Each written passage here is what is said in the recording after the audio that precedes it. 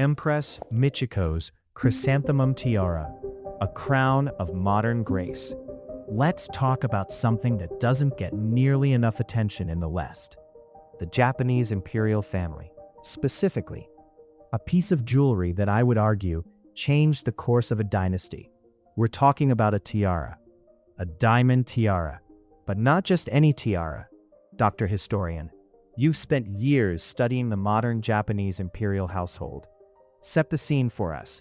1959, Japan. What exactly are we looking at here?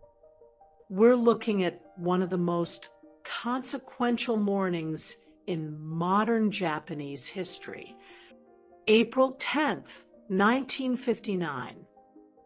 A young woman named Michiko Shoda walks into Tokyo's Anglican Christ Church in a white silk gown, and on her head sits this breathtaking diamond tiara fashioned entirely from chrysanthemum blossoms.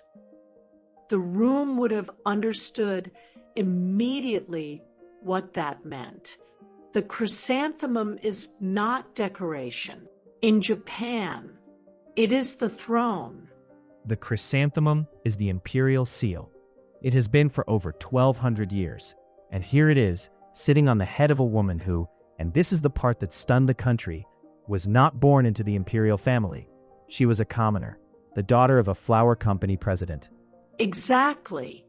Michiko Shoda was born on October 20th, 1934, in Tokyo. Her father, Hitsuburo Shoda, ran the Nishin flour milling company. A prosperous family, certainly, but not aristocracy, not imperial lineage. And yet, Crown Prince Akihito chose her. That choice was a statement. It was deliberate. The imperial household was signaling something to post-war Japan. We are changing.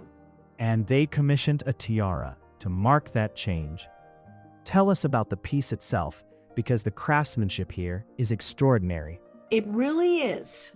The tiara was created specifically for the wedding, a bespoke commission, and the design is a bandeau-style setting in platinum, which gives it that cool, luminous quality.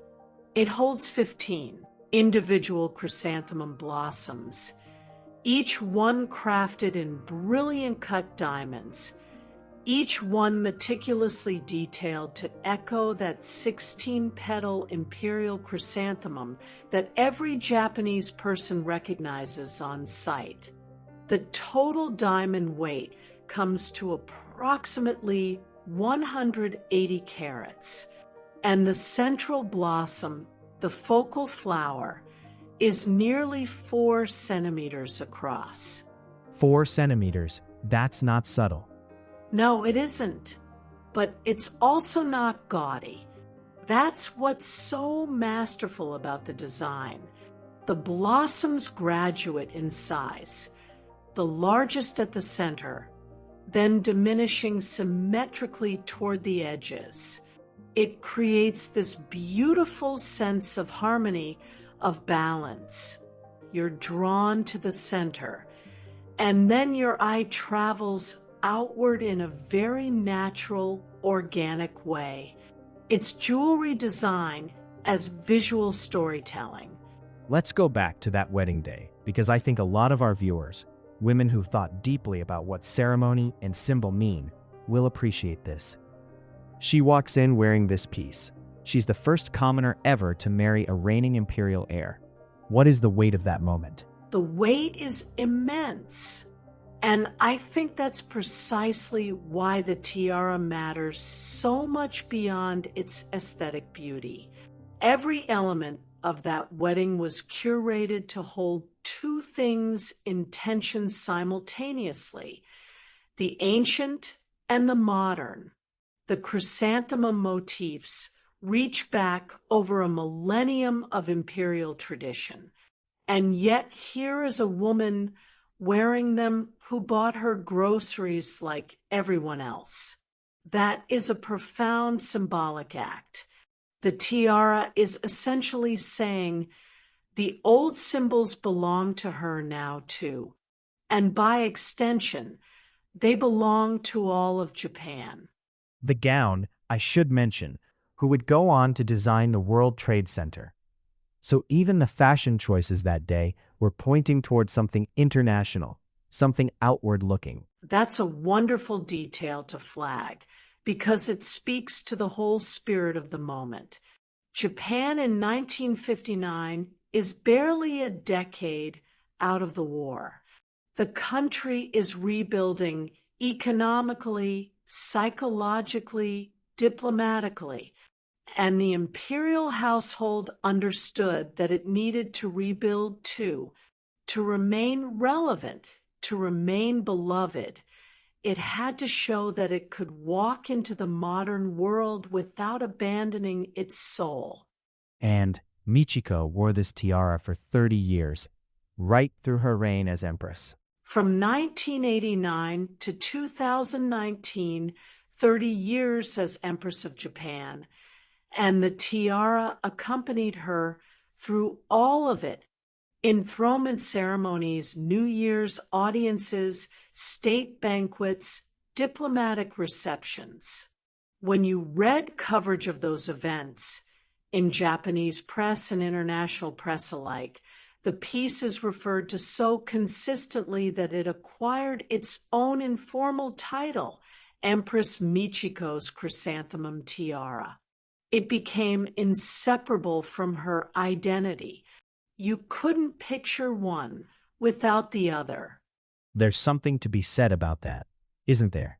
In a world where public figures constantly reinvent themselves, constantly shed and replace their image, she wore the same tiara for 60 years. The same tiara she wore as a young bride. And I think that consistency is the statement. It says, I am still that woman. I have not abandoned what this meant on the day I put it on. There is something profoundly moving about that kind of continuity, especially for women who've watched their own lives transform over decades. You hold on to certain things because they anchor you to the best of who you were. She traveled internationally with it throughout the 60s and 70s. Europe, North America, Southeast Asia. Official state visits. What was the reception? Universally admiring. And that matters strategically, not just aesthetically. Japan was working hard in those decades to reestablish itself on the world stage, to be seen, to be respected, to form relationships.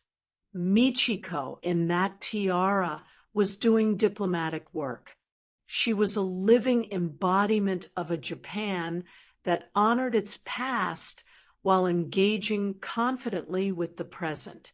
Foreign heads of state and their consorts would have recognized the quality of the craftsmanship immediately, and they would have understood the symbolism, because chrysanthemums, though they hold specific imperial meaning in Japan, carry associations of refinement and beauty across many cultures. Let me ask you something more personal. You study these women, these imperial and royal figures professionally. But as a woman yourself, what do you see when you look at Michiko in that tiara? I see courage. I think we forget from this distance how frightening her position must have been. She was an outsider entering one of the most scrutinized, protocol-bound institutions on earth. There was no roadmap for what she was doing, and yet she carried herself with extraordinary grace. The tiara, to me, represents that grace made visible. It's as if the imperial household gave her its most sacred symbol and said, "You are worthy of this." And she proved for 60 years that they were right.